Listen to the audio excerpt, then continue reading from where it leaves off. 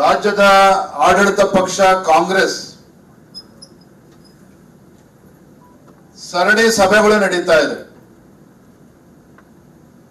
ಆಡಳಿತ ಪಕ್ಷದ dinner meeting, ಆಡಳಿತ ಪಕ್ಷ ಸದಸ್ಯರ ಮಿಡ್ ನೈಟ್ ಮೀಟಿಂಗ್, ಈ ಡಿನ್ನರ್ ಮೀಟಿಂಗ್ ಮತ್ತು ಮಿಡ್ ನೈಟ್ ಮೀಟಿಂಗ್ಗಳ ನಡುವೆ ನಮ್ಮ ಕಾನೂನು ಪ್ರಕೋಷ್ಠದ ಸಭೆ ಹೊತ್ತು ಆಯೋಜನೆ ಆಗಿರ್ತಕ್ಕಂಥದ್ದು ಬಹಳ ವಿಶೇಷ. ಅನ್ನಿಸ್ಬೋದು ಏನಿದು ಡಿನ್ನರ್ ಮೀಟಿಂಗು ಮಿಡ್ ನೈಟ್ ಮೀಟಿಂಗ್ಗಳು ಅಂತೇಳಿ. ನಾನು ಹೇಳ್ತಾ ಇಲ್ಲ, ಪತ್ರಿಕೆಗಳಲ್ಲಿ ಇವತ್ತು ಬರ್ತಾ ಇದೆ, ಮಾಧ್ಯಮದಲ್ಲೂ ಕೂಡ ಈ ವಿಚಾರ ಬಹಳಷ್ಟು ಚರ್ಚೆ ಆಗ್ತಾ ಇದೆ. ಈ ಡಿನ್ನರ್ ಮೀಟಿಂಗು ಮಿಡ್ ನೈಟಿನ ಸ್ವಾರಸ್ಯ ಏನಪ್ಪಾ ಅಂತ ಹೇಳಿದ್ರೆ, ರಾಜ್ಯದ ಉಪಮುಖ್ಯಮಂತ್ರಿಗಳು ಒಂದ್ ಕಡೆ ಹೇಳ್ಕೊಂಡಿರೋ ಹಾಗೆ ಬಹುಶಃ ಸಿದ್ದರಾಮಯ್ಯನವರು ಡಿ ಕೆ ಶಿವಕುಮಾರ್ ನಡುವೆ ಅವರ ಹೈಕಮಾಂಡಿನ ಮಟ್ಟದಲ್ಲಿ ಒಂದು ಅಧಿಕಾರದ ಸೂತ್ರ ಅಂದ್ರೆ ಒಪ್ಪಂದ, ತಪ್ಪು ತಿಳ್ಕೊಬೇಡಿ. ಮತ್ತು ಒಪ್ಪಂದ ಅಂತ ಹೇಳಿದ್ರೆ ಸ್ಪಷ್ಟ ಬಹುಮತದೊಂದಿಗೆ ರಾಜ್ಯದಲ್ಲಿ ಅಧಿಕಾರಕ್ಕೆ ಬಂದಿರತಕ್ಕಂಥ ಕಾಂಗ್ರೆಸ್ ಪಕ್ಷ, ಈ ಸರ್ಕಾರ ಯಾವ್ದ್ರ ಬಗ್ಗೆ ಒಪ್ಪಂದ ಅಂತ ಹೇಳಿದ್ರೆ ರಾಜ್ಯದ ಅಭಿವೃದ್ಧಿ ಹೇಗೆ ಮಾಡಬೇಕು ಅದ್ರ ಬಗ್ಗೆ ಒಪ್ಪಂದ ಅಲ್ಲ. ಅಧಿಕಾರವನ್ನ ಹೇಗೆ ಹಂಚ್ಕೋಬೇಕು. ಮುಂಚೆ ಟೆಸ್ಟ್ ಮ್ಯಾಚ್ಗಳು ನೋಡ್ತಾ ಇದ್ರಿ, ಒನ್ ಡೇ ಮ್ಯಾಚ್ ನೋಡ್ತಾ ಇದ್ರಿ, 2020 ಮ್ಯಾಚ್ಗಳು ಬಹಳ ಪಾಪ್ಯುಲರ್ ಆಗ್ತಾ ಇದೆ. ಹಾಗೆ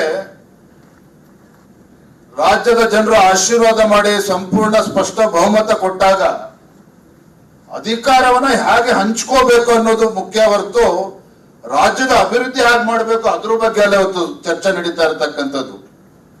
ಹಾಗಾಗಿ ಈ ಡಿನ್ನರ್ ಮೀಟಿಂಗು ಮಿಡ್ ನೈಟ್ ಮೀಟಿಂಗ್ಗಳ ವಿಶೇಷ ಏನಪ್ಪಾ ಅಂತ ಹೇಳಿದ್ರೆ, ಬಹುಶಃ ಎಲ್ಲೋ ಒಂದ್ ಕಡೆ ಆಡಳಿತ ಪಕ್ಷದಲ್ಲಿ ಕೆಲವ್ರಿಗೆ ಅನಿಸಿದೆ, ಸಿದ್ದರಾಮಯ್ಯನವರು ಹೊರಗಡೆಯಿಂದ ಬಂದವರು ಒಂದು ಬಾರಿ 5 ವರ್ಷಗಳ ಕಾಲ ಸಂಪೂರ್ಣವಾಗಿ ಅಧಿಕಾರನ ಅನುಭವಿಸಿದ್ದಾರೆ. 5 ವರ್ಷಗಳ ಕಾಲ ಮುಖ್ಯಮಂತ್ರಿಗಳಾಗಿ. ಎರಡನೇ ಬಾರಿಗೆ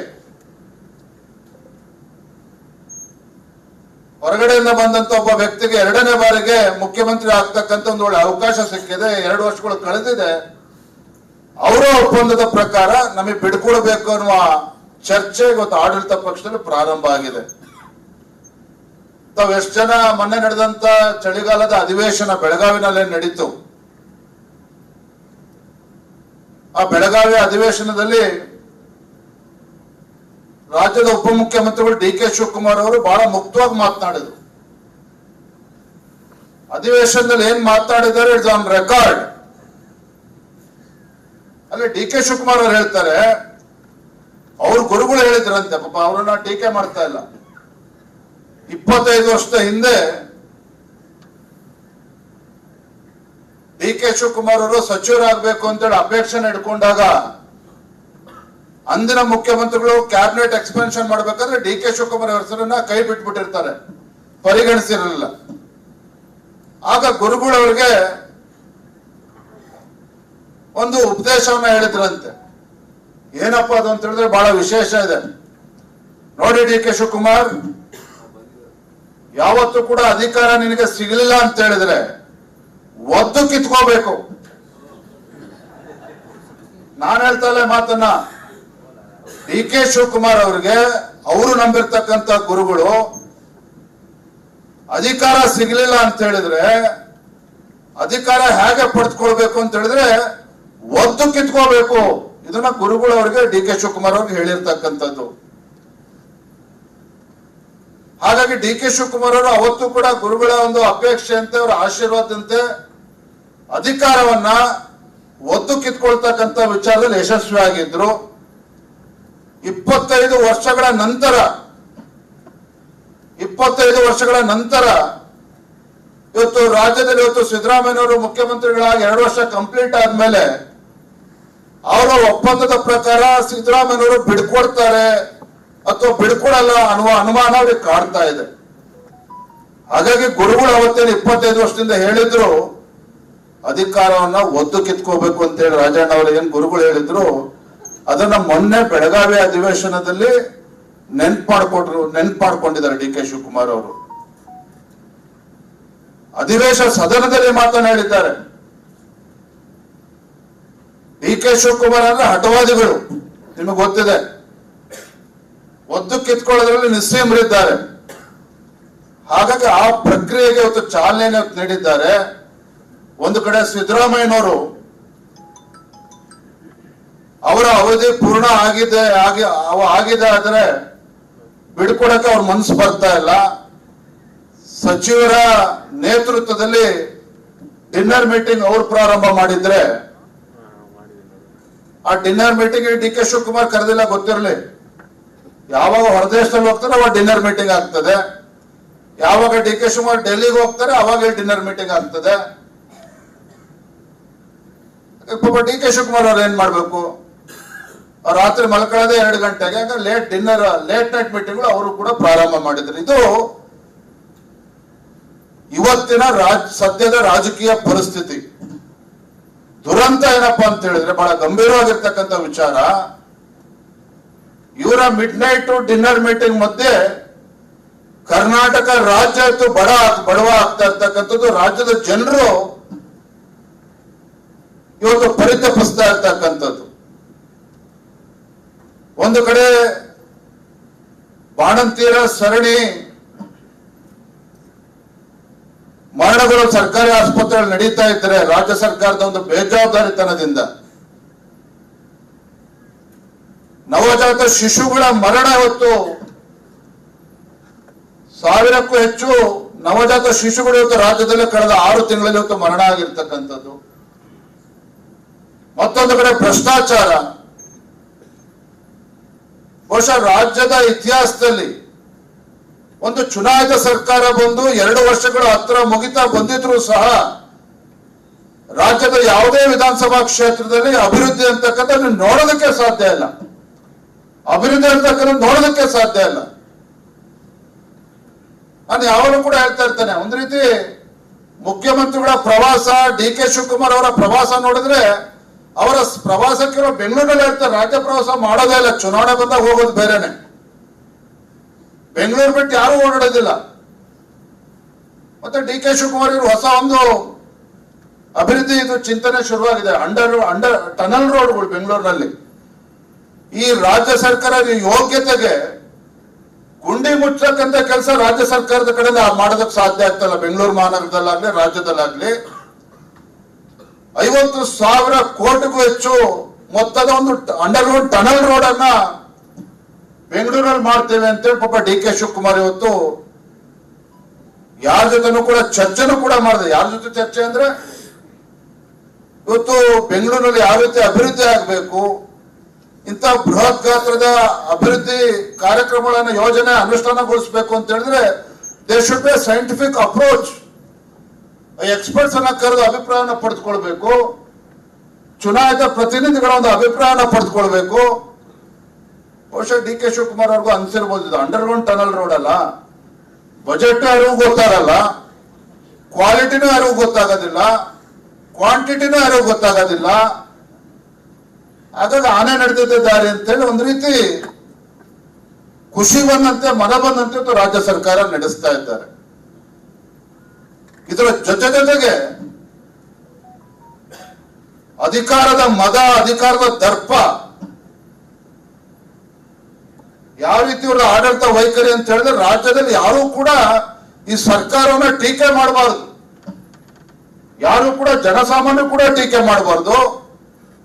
ವಿರೋಧ ಪಕ್ಷವಾಗಿ ನಾವು ಕೂಡ ಟೀಕೆ ಮಾಡಬಾರ್ದು. ಟೀಕೆ ಮಾಡಿದ್ರೆ ನಮ್ಮ ವಿರುದ್ಧ ಅವರ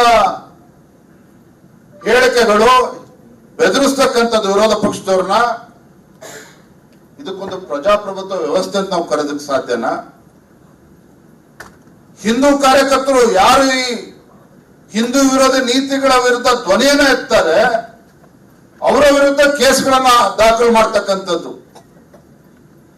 ಯಾರು ಸಾಮಾಜಿಕ ಜಾಲತಾಣಗಳಲ್ಲಿ ಈ ಸರ್ಕಾರನ ಟೀಕೆ ಮಾಡ್ತಾರೆ ಅವರ ವಿರುದ್ಧ ಕೇಸ್ಗಳನ್ನ ದಾಖಲೆ ಮಾಡಿ ಅವರಿಗೆ ಹಿಂಸೆ ಕೊಡ್ತಕ್ಕಂಥದ್ದು. ಭಾರತೀಯ ಜನತಾ ಪಾರ್ಟಿ ನಾವು ರಸ್ತೆಗಳಲ್ಲಿ ಹೋರಾಟ ಮಾಡಿದ್ರೆ ಅದ್ರ ಮೇಲೆ ಕೇಸನ್ನ ದಾಖಲೆ ಮಾಡ್ತಕ್ಕಂಥದ್ದು. ಕಾರ್ಯಕರ್ತರ ಮೇಲೆ, ಬಿಜೆಪಿ ಕಾರ್ಯಕರ್ತರ ಮೇಲೆ ಬೆದರಿಕೆ ಹಾಕ್ತಕ್ಕಂಥದ್ದು ಪೊಲೀಸರ ಮುಖೇನ. ಯಾವ್ದಾದ್ರು ಪ್ರೊಟೆಸ್ಟ್ ನಡೀತಾ ಇತ್ತು ಅಂತ ಹೇಳಿದ್ರೆ ಎಲ್ಲರೂ ಪೊಲೀಸ್ ಸ್ಟೇಷನ್ ಕರ್ಕೊಂಡು ಹೋಗ್ತಾರೆ. ಅವ್ರ ಮೊಬೈಲ್ಗಳನ್ನ ಇಸ್ಕೊಂಡು ಮೊಬೈಲ್ ಮೆಸೇಜ್ಗಳನ್ನ ರಿಟ್ರೀವ್ ಮಾಡ್ತಕ್ಕಂಥದ್ದು. ಇದು ಈ ಆಡಳಿತ ಪಕ್ಷ ಕಾಂಗ್ರೆಸ್ ಸರ್ಕಾರ ಮಾಡ್ತಾ ಇರ್ತಕ್ಕಂಥದ್ದು ಗಣನಗಾರ ಕೆಲಸ ಇವತ್ತು ಮಾಡ್ತಾ ಇರ್ತಕ್ಕಂಥದ್ದು. ಒಟ್ಟಾರೆಯಾಗಿ ಅಭಿವೃದ್ಧಿ ಶೂನ್ಯ, ಎಲ್ಲ ಸಮಾಜ ಎಲ್ಲ ವರ್ಗದ ಜನ ಸರ್ಕಾರಕ್ಕೆ ಶಾಪ ಆಗ್ತಾ ಇದ್ದಾರೆ. ಮತ್ತೊಂದು ಕಡೆ ಬಿಜೆಪಿ ಕಾರ್ಯಕರ್ತರ ಮೇಲೆ ಪೊಲೀಸರ ಮುಖೇನ ದಬ್ಬಾಳಿಕೆ ಮಾಡ್ತಕ್ಕಂಥದ್ದು, ಹಿಂದೂ ಕಾರ್ಯಕರ್ತರಿಗೆ ತೊಂದರೆ ಕೊಡ್ತಕ್ಕಂಥದ್ದು ಕಾನೂನಾತ್ಮಕವಾಗಿ ಪೊಲೀಸ್ ಇಲಾಖೆ ಮೂಲಕ ಇದು ನಿರಂತರವಾಗಿ ನಡ್ಕೊಂಡು ಬರ್ತಾ ಇದೆ. ಬೆದರಿಕೆ ಆಗ್ತಕ್ಕಂಥ ತಂತ್ರ, ಷಡ್ಯಂತ್ರ, ಕುತಂತ್ರ ಈ ರಾಜ್ಯ ಸರ್ಕಾರ ಇವತ್ತು ಅಳವಡಿಸ್ಕೊಂಡಿರ್ತಕ್ಕಂಥದ್ದು.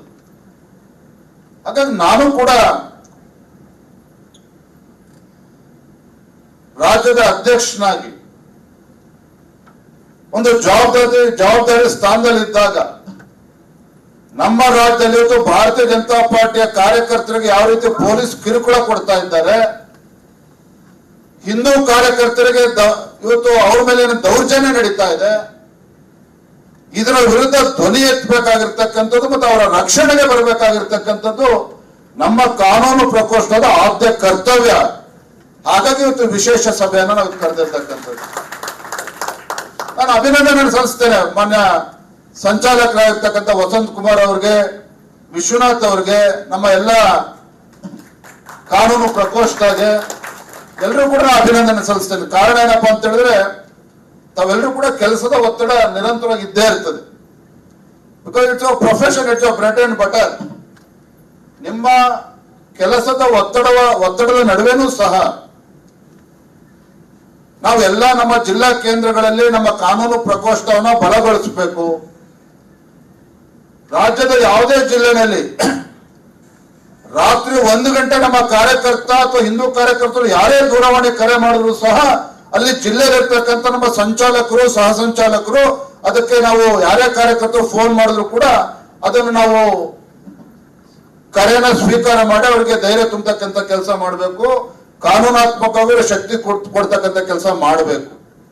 ಈ ವಿಚಾರ ಇಟ್ಕೊಂಡು ಸಂಚಾಲಕರು ಎಲ್ಲ ನಮ್ಮ ಮುಖಂಡರು ಇವತ್ತು ರಾಜ್ಯಾದ್ಯಂತ ಪ್ರವಾಸ ಮಾಡಿ ಬಂದಿದ್ದಾರೆ.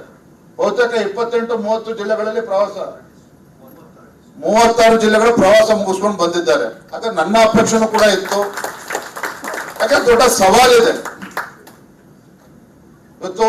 ಅನೇಕ ಪ್ರಕೋಷ್ಠಗಳ ಮಧ್ಯೆ ಕಾನೂನು ಪ್ರಕೋಷ್ಠವನ್ನು ಕೂಡ ಬಹಳ ಅತ್ಯಂತ ಹೆಚ್ಚು ಮಹತ್ತರವಾಗಿರ್ತಕ್ಕಂಥ ಪಾತ್ರನ ವಹಿಸಬೇಕಾಗಿದೆ. ಅದರಲ್ಲೂ ಕೂಡ ಇಂಥ ಬೇಜವಾಬ್ದಾರಿ ಕಾಂಗ್ರೆಸ್ ಸರ್ಕಾರ ರಾಜ್ಯದಲ್ಲಿ ಆಡಳಿತದಲ್ಲಿದ್ದಾಗ ನಮ್ಮ ಜವಾಬ್ದಾರಿ ಇನ್ನೂ ಕೂಡ ಹೆಚ್ಚಾಗಿದೆ.